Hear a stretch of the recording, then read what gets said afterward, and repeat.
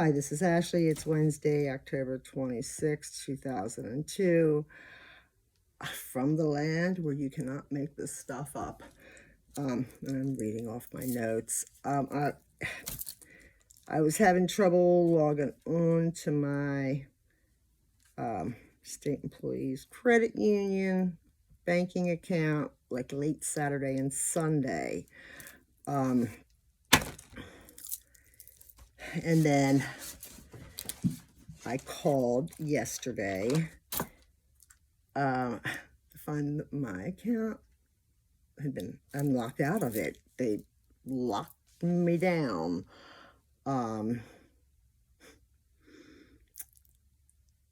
Which is just like devastating, you know. Despite the fact that I had a huge donation, that would have gotten me out of the red and into the black, and there would have been money for me to like get, you know, food, gas, but with that, with my banking account shut down, it means I cannot access any money. And so what the extra money over what I was in the minus is going to take a little more to get to. I was told I could either call and do it over the phone, then they would cut me a check and send it to me, or I could go into a branch and they would cut me a check. I'm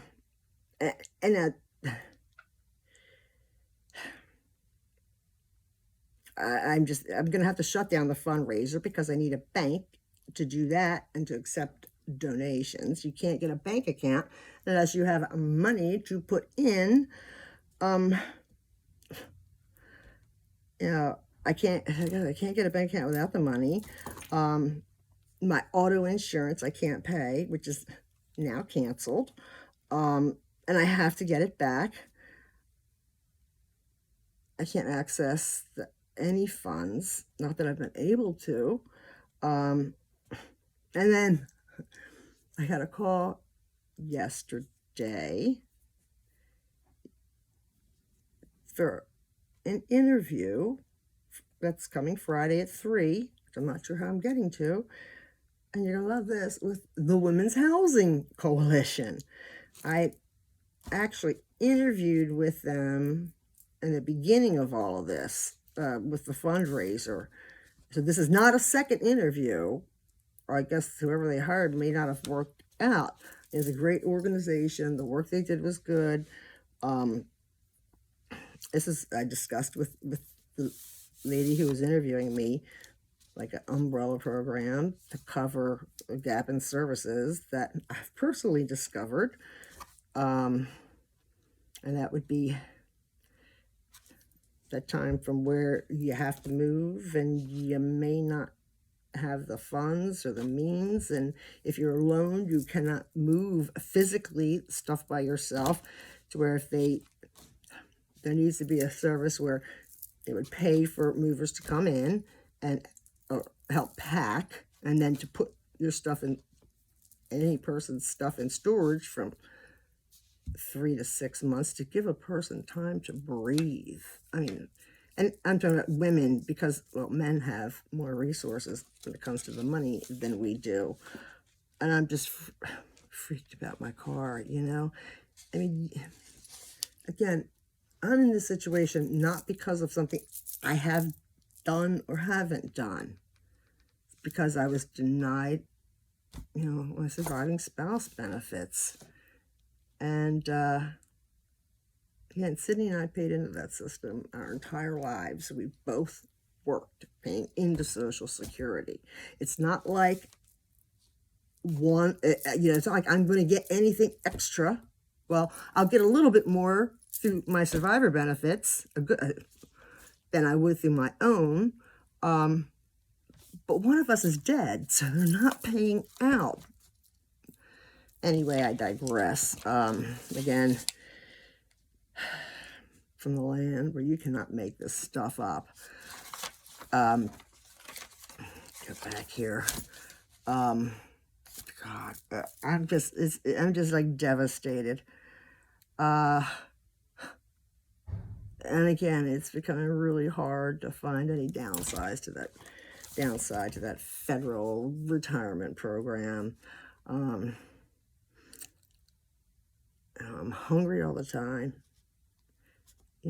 I have a little bit of change in my pocket. My neighbors and a couple of y'all have been feeding me, and you have no idea how grateful I am and how hard it is for me, especially doing this, because it's hard for me to ask for anything. And, I'm going to call the bank in a little bit and talk to them.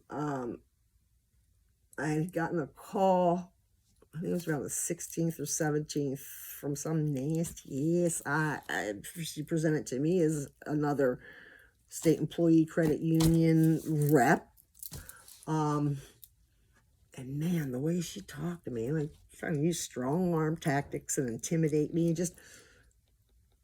it was weird. Because first off, bank made the decision to make these auto payments since the fundraiser started. And they hit me with a $30 insufficient funds fee every single time. I didn't ask them to. Yes, I appreciate it, but they made an awful lot of money off of me since this fundraiser started, and just the insufficient fund fees. I'm looking at my notes. God. I've been with this particular bank for over 30 years. No negative or derogatory history. I think in that 30 years, give or take a couple, there may have been one overdraft. It's not like I'm a slug and have a history of trying to leech off the system or anything. And the timing of their actions is almost suspicious, because all of my service providers know what's going on. The guy that I talked to when I called Monday for being locked out of my account, even said, oh yeah, there's lots of notes. He saw that they were all there. So this person I talked to apparently was from collections. So, it's real easy for them to watch to see what's going on with this fundraiser. They see now I'm on an upswing. I'm giving it, I have now, this is 33 days to where I need to be out of here. I need my stuff out of storage. I need everything in one place, and I'm going to be done. One way or another, I'm not going to continue this fundraiser past, what was it I said? Like the 25th of next month. Oh man, it's just killing me. Locked out of my account. I can't get that extra money, which I literally was banking on. Now, I have to pay the storage. It's like $330. That's past due. And the first is around the corner. I mean, 3/4 of all of our stuff is in storage. Sydney's art, her stuff, valuable possessions, my writing, personal files, client files, patient files, birth certificates, death certificates, my winter clothing, I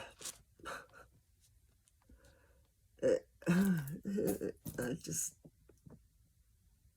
it's like you couldn't plan to ruin somebody's life anymore completely. And I'm out of legal options. I'm still waiting to hear for freaking food stamps. You're talking at least going on like what, almost 4 years.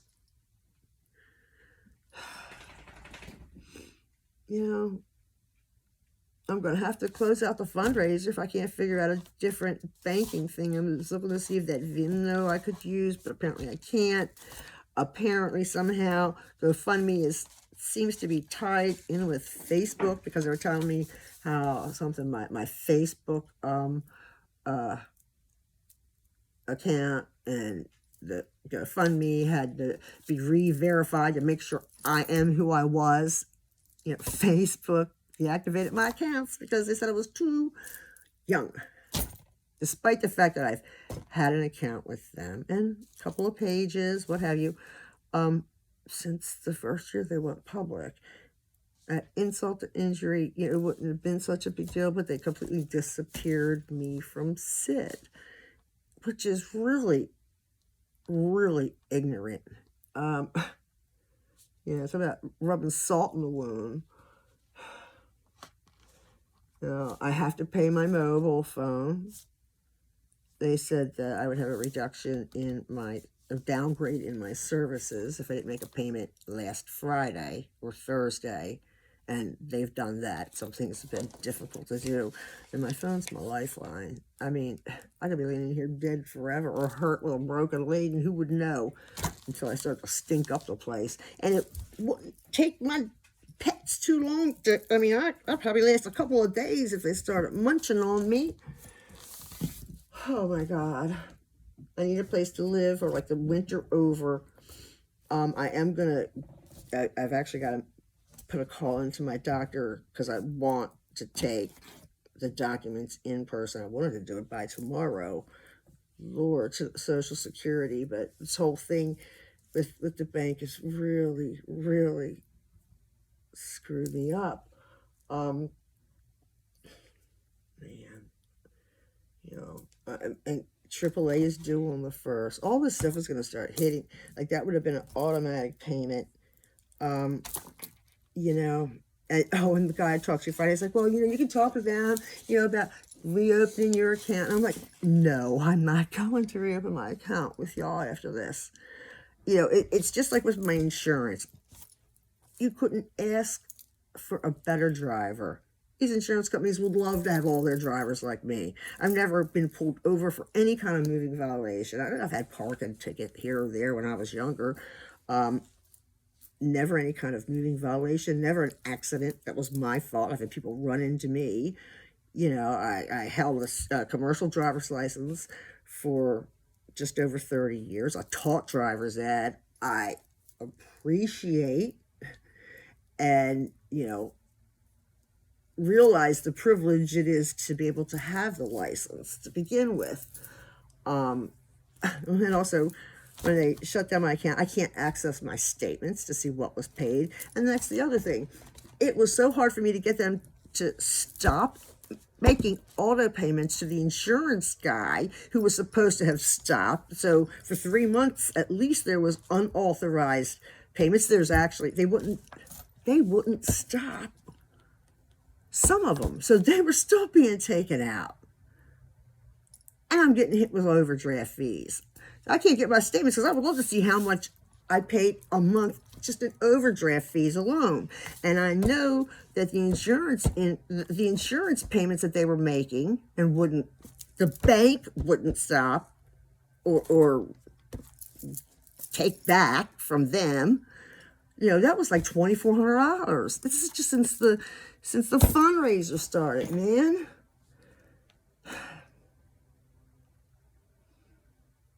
But I have that Venmo account, and you can search that. You can donate through there.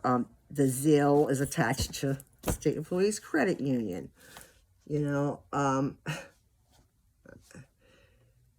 I'm just so freaked, man. I got to get my stuff out of storage. It's just unfreaking believable. Let me see. I guess I weighed myself. It was 89.4 pounds with my clothes and my boots on, so 85 pounds. I said, what's the point?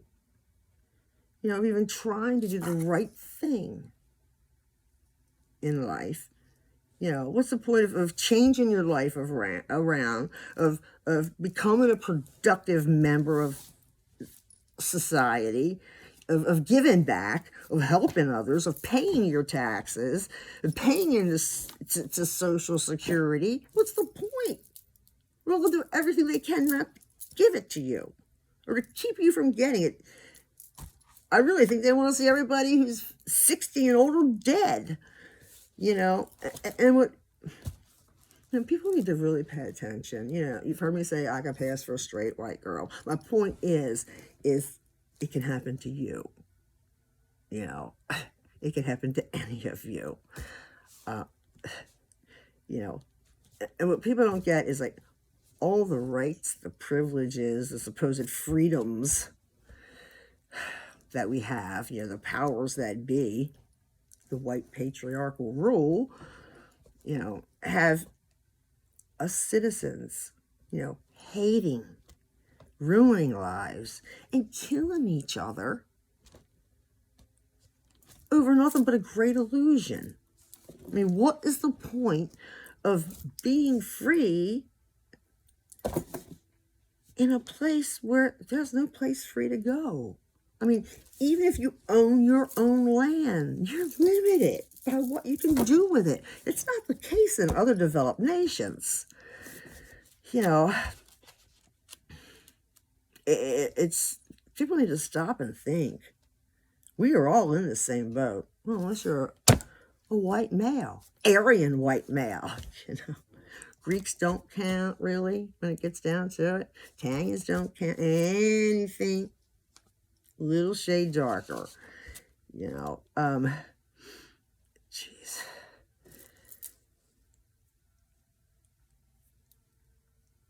And the majority of U.S. citizens, you know, do not realize that you only get your rights, your freedom, and privileges within the law. Step outside the law, break the law, and you lose those rights that quick. That quick. And your freedoms. And this is what people are killing each other over. Step out of line. It doesn't matter. Well, man, it does. Yeah. If your skin is lily white, you're going to have access to more resources. And by resources, it's usually money because you've had those privileges. You know, and this is why, you know, people hate other races. They hate LGBT people, LGBTQ persons, immigrants. We're all in the same boat, people. And this is why women have to really pay attention, and you have to get out there and vote. You know, I mean, we've been downgraded to second-class citizens because we have no control over our bodies. And, you know, it is the I don't care what party people belong to. I mean, Sid and I were registered the way we were registered, just to be able to vote in primaries. You know, the Republicans are trying to pass a federal ban on abortions. Okay? Not being able to have control over what happens with our own bodies has downgraded us to second-class citizens. And it's scary. You should really be scared. You know, don't not vote, ladies. Because, I just the stress, my mouth is so dry. Because at the end of the day, you know, we're going to, if that law gets passed nationwide, you know, we are so close to going back to where we are the property of either our fathers or our husbands. And it wasn't that long ago. I mean, there are still some people alive, women, who remember when we were property. And heaven help it, a woman gets old, rendered useless, without a husband to care for her. The family dog will rank above you. you would be put down before the dog. And I'm not just making things up. It's true. You know, women are considered useless in many, many, many, many cultures around the world. Oh, God. And I was reading an article from, it's like a online news magazine called Cake. 20% of elder baby boomers have no family. They have no children. And usually very little money. What happens to an elder person who has no family, no one to take care of them, and it's usually women because men tend to die off before the wives. What happens when you are in basically a situation like I'm in is you become a ward of the state. The state then assigns someone to make decisions for you, like a caseworker, and you have no say in it. You know, make no mistake. If the person assigned to take care of you, the caseworker, doesn't like you, doesn't like your lifestyle, your race, your color, or your hair, or who you were married to, you're screwed. They can put you in any kind of, you know, oh yeah, that's a rotten facility. I'm gonna put this bitch over there.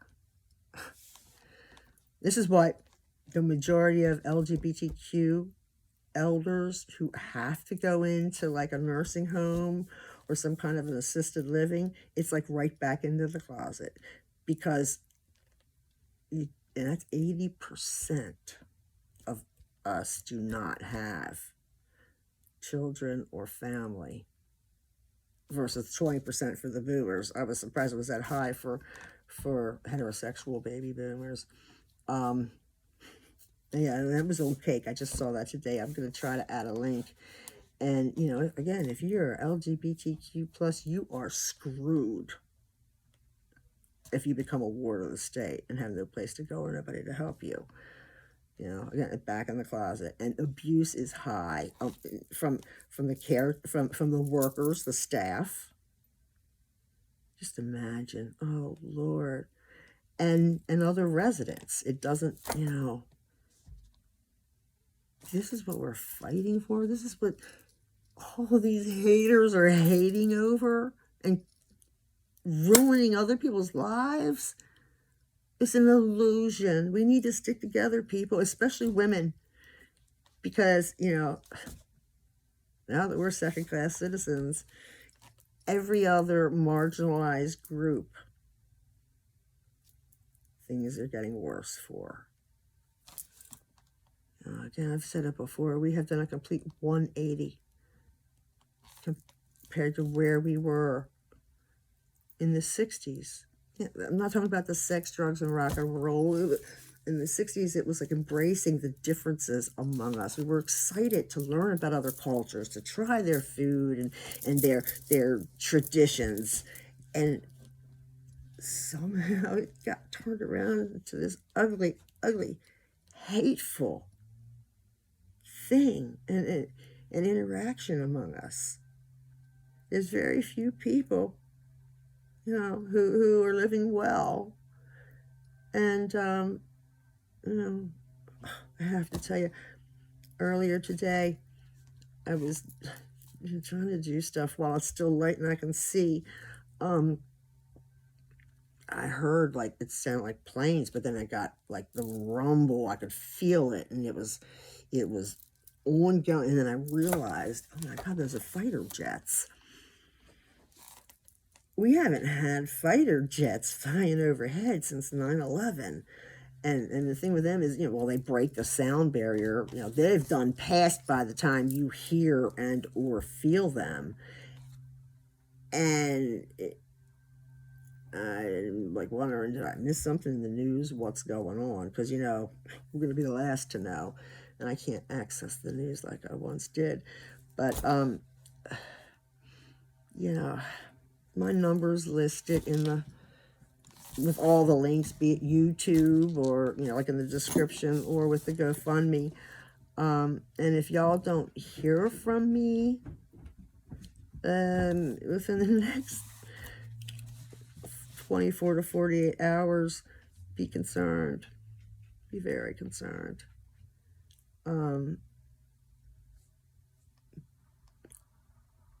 I'm kind of afraid. I mean, I've really, and I've mentioned this before, I've really taken a big risk by putting myself out there on these videos and the fundraiser, stating who I am, you know.